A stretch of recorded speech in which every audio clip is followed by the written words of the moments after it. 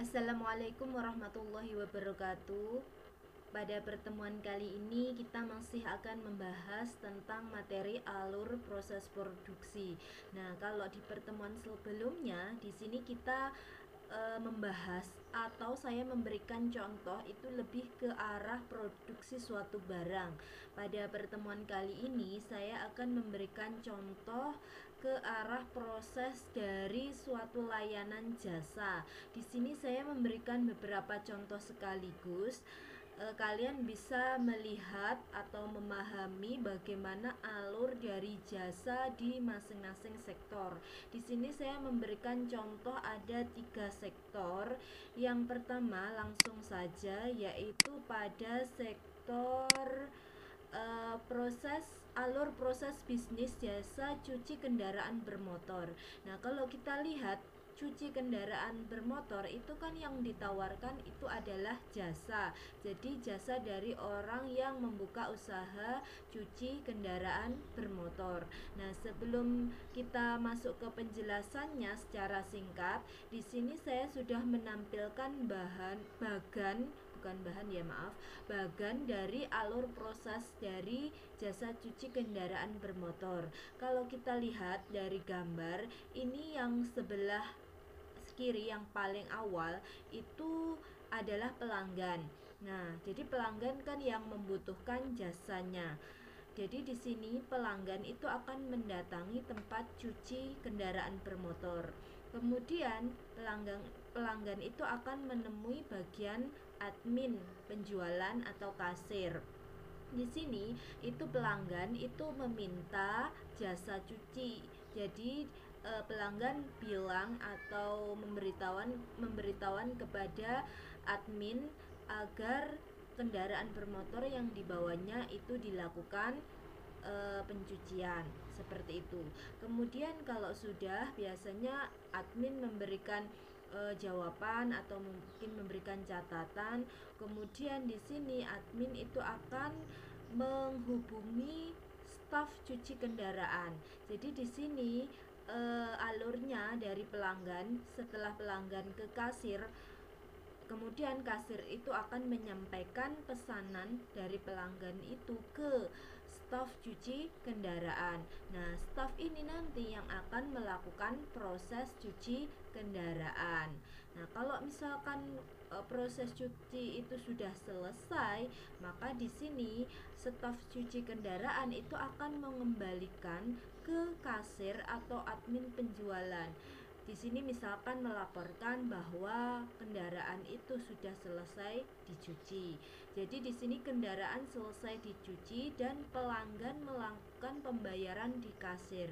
Kalau misalkan staf cuci kendaraan tadi sudah memberitahukan ke admin atau kasir, maka di sini admin itu akan memanggil pelanggan, kemudian memberitahu bahwa kendaraannya sudah selesai dicuci. Kemudian kasir atau admin penjualan ini akan memberitahukan berapa biaya yang harus dibayarkan oleh pelanggan.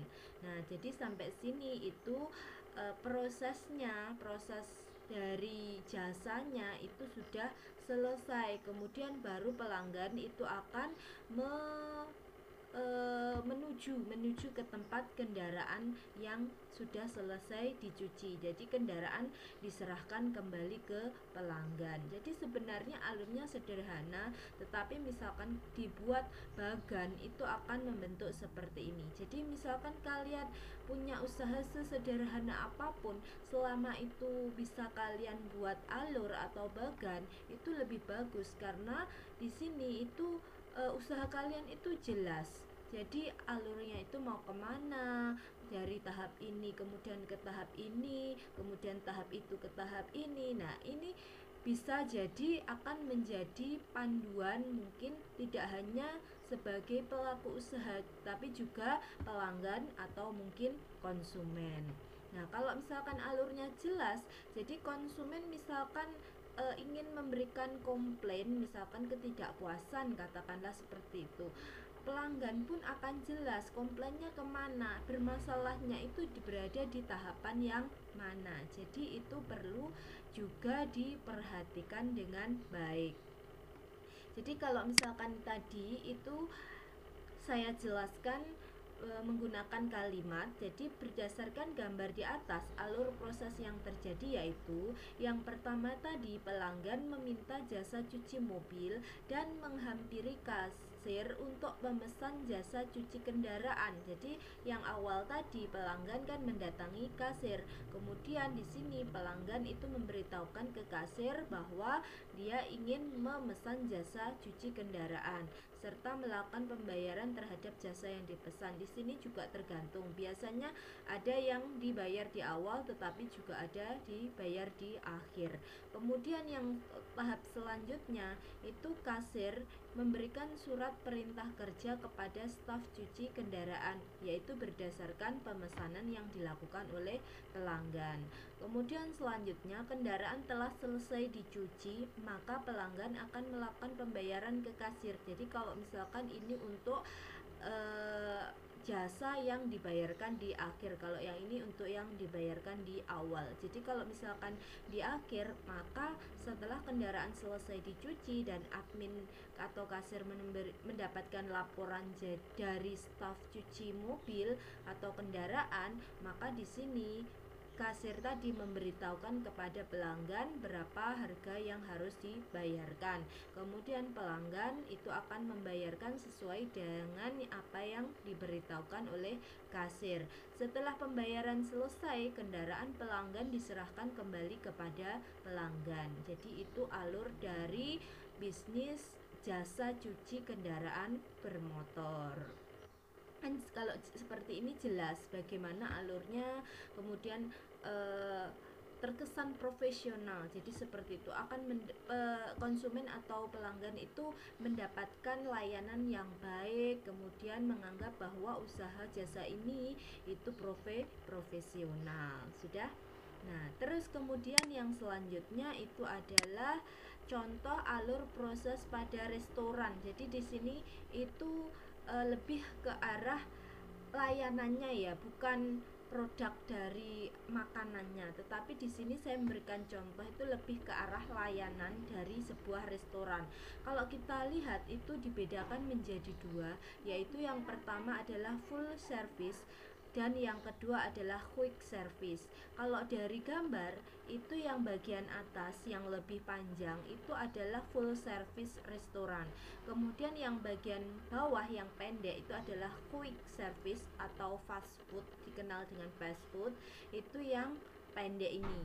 Nah, di sini kalau kita lihat, maka pelanggan itu kita contohkan satu persatu. Kita mulai dari yang full service dulu.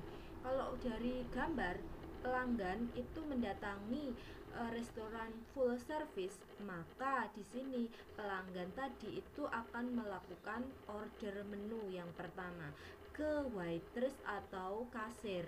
Jadi di sini itu pelanggan itu order menu dulu. Kemudian jadi di sini itu biasanya terdapat meja atau kursi di restoran tersebut. Nah, terus kemudian kasir atau waitress tadi itu akan memperlihatkan menu yang disajikan itu apa. Nah, jadi dia memberitahukan kepada pelanggan bahwa menu dari restoran itu seperti ini. Nah, kira-kira apa yang diinginkan oleh pelanggan. Kemudian dicatat dalam daftar pemesanan. Kemudian kalau sudah itu nanti ini adalah serve menu atau menu yang telah dipesan, maka nanti ini itu akan dicatat dalam bentuk bill atau istilahnya tagihan pemesanan seperti itu. Jadi di sini pelanggan tadi meminta bill atau mendapatkan bill dari waitress atau kasir. Kemudian selanjutnya di sini waitress atau bill tadi kan ini tadi pelanggan meminta, maka waitress atau kasir itu memberikan bill atau tagihan pembayaran kepada pelanggan.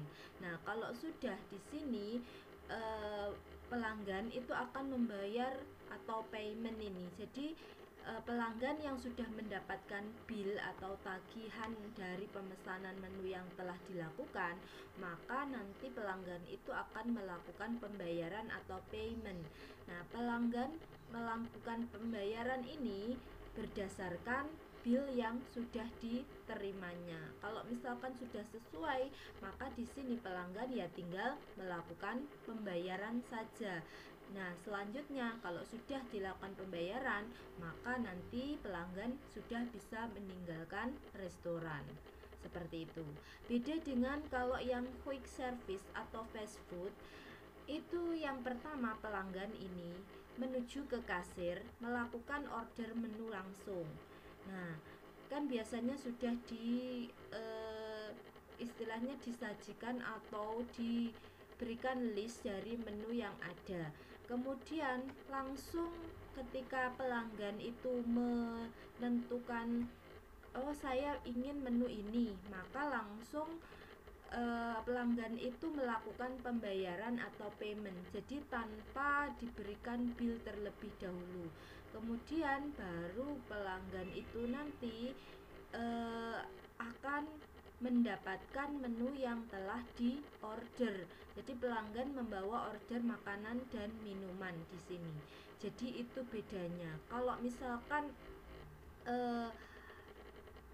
yang full service restoran itu alurnya lebih panjang, tapi kalau quick service itu alurnya lebih pendek. Untuk lebih jelasnya di sini saya akan membacakan penjelasannya. Yang pertama untuk konsep full service dulu. Apabila Anda mengamati alur yang terjadi pada restoran yang menggunakan konsep full service, pada restoran tersebut paling tidak memiliki seorang pelayan yang melayani pelanggan yang ingin memesan menu pada restoran. Jadi di sini kalau misalkan pada full service biasanya selain kasir itu ada pelayan atau waitress seperti itu. Jadi pelayan ini yang akan melayani pelanggan, kemudian mencatat menu apa yang dipesan seperti itu. Jadi selain kasir ada pelayan. Itu kalau di full service. Pelayan akan memberikan daftar menu. Nah, ini bedanya. Kalau di full service biasanya daftar menu itu diberikan oleh pelayan kepada pelanggan. Kemudian apa yang dipesan oleh pelanggan itu nanti akan dicatat oleh pelayan.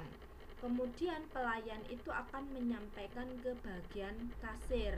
Nah, kasir di sini akan membuat bill sesuai pesanan yang dicatat oleh pelayan. Kemudian di sini pelayan juga akan memberitahukan ke bagian dapur serta mengatakan menu pesanannya. Nah, terus kemudian menu pesanan yang sudah siap itu akan disajikan juga oleh pelayan itu tadi. Jadi ada kasir, ada bagian dapur, ada pelayan, itu yang paling penting. Nah, pelayan inilah yang membedakan dengan quick service. Kalau di quick service kasir ada, di full service kasir ada. Kemudian kalau misalkan bagian dapur di quick service ataupun full service juga ada. Nah, yang membedakan itu adalah pelayan ini. Kalau di quick service itu tidak ada seperti itu, jadi lebih singkat alurnya. Berbeda lagi jika mengamati alur yang terjadi pada restoran yang menggunakan konsep quick service atau fast food. Pada restoran tersebut tidak memiliki seorang pelayan di mana pelanggan itu langsung memesan menu yang ada di restoran itu kepada kasir. Jadi di belakang kasir atau mungkin di mejanya kasir itu ada menu yang disajikan. Kemudian pelanggan langsung menemui kasir itu dan memesan apa yang diinginkan. Kemudian pesanan tersebut disampaikan ke bagian dapur oleh kasir, dan pada saat yang sama pelanggan membayar langsung kepada kasir atas menu yang dipesan dan menunggu pesanan tersebut diberikan kepada pelanggan oleh kasir. Jadi di sini itu bedanya. Kalau yang di quick service atau fast food itu pelanggan langsung mendatangi kasir. Jadi ketika di depan kasir langsung melihat daftar menu dan langsung memberitahukan kepada kasir pesanan apa yang diinginkan. Kemudian tentu kasir juga menyampaikan langsung ke dapur dan istilahnya memproses pesanan yang telah dipesan oleh pelanggan. Kemudian pelanggan langsung diminta untuk membayar di depan, dan kemudian pelanggan itu akan menunggu sampai makanan itu disiapkan oleh bagian dapur. Setelah selesai, maka di sini kasir sendiri yang akan memberikan ke pelanggan di tempat kasir itu. Baru pelanggan itu akan membawa makanan atau minuman sesuai dengan ordernya tadi. Jadi bedanya terletak pada bagian pelayan. Kalau di full service itu ada pelayan, kalau di quick service itu tidak ada. Sudah? Nah, kemudian yang ketiga itu adalah contoh juga proses ini adalah pengiriman JNE.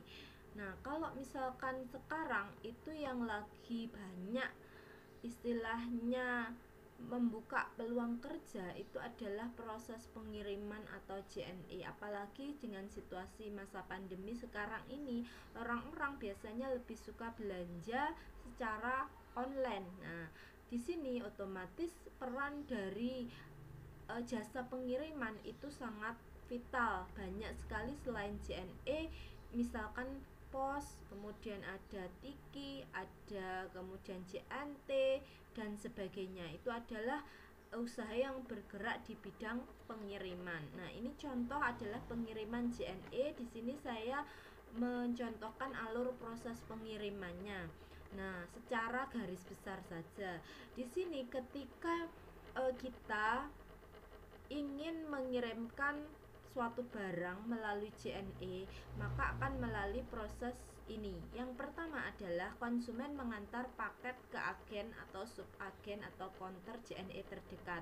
Nah, jadi di sini itu langkah pertama konsumen mendatangi agen.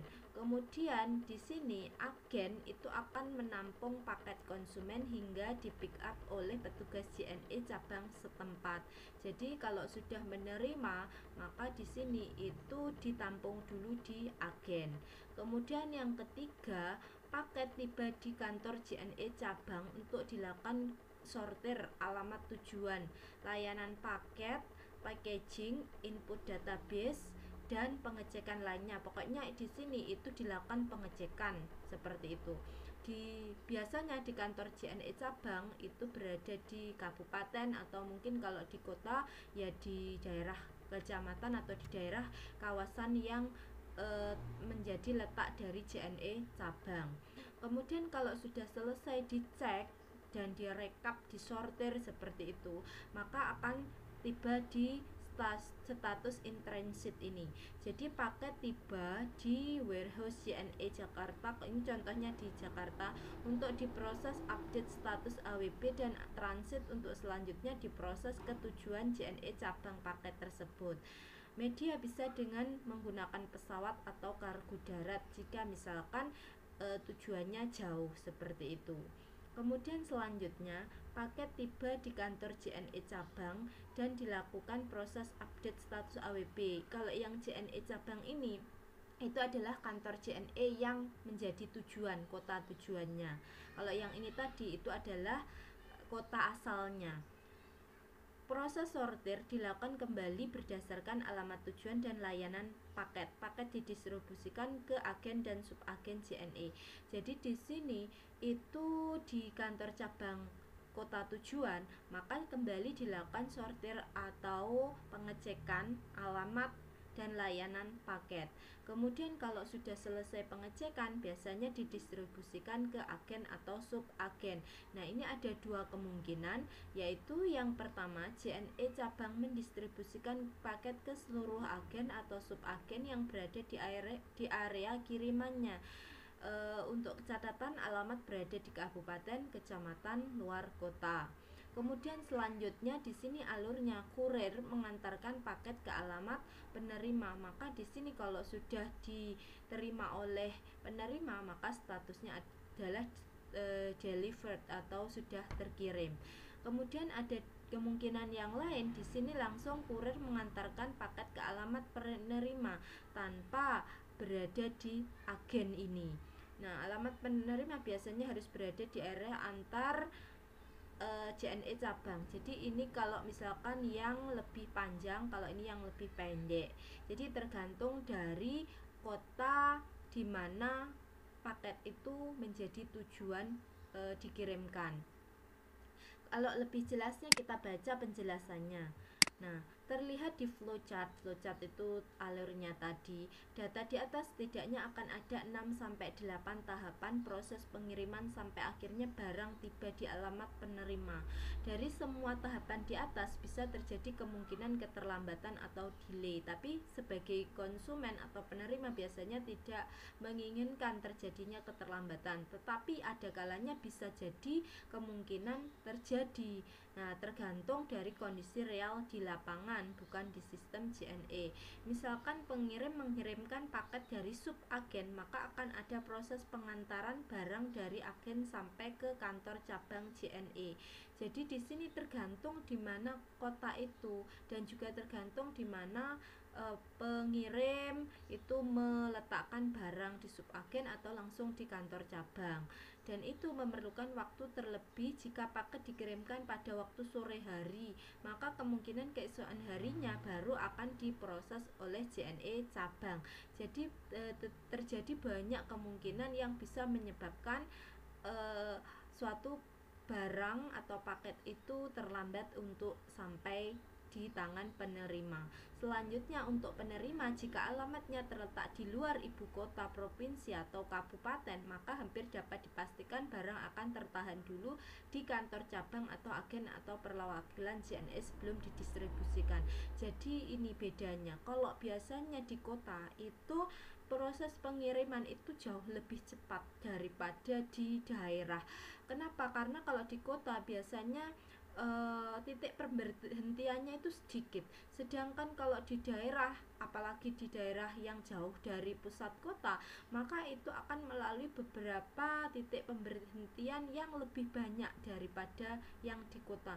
Untuk itulah maka di sini itu keterlambatan itu sangat mungkin terjadi karena banyak sekali titik pemberhentian yang dilalui oleh paket tersebut. Jadi nanti kalau misalkan kalian mengalami keterlambatan, saya sendiri juga mungkin pernah mengalami keterlambatan seperti itu.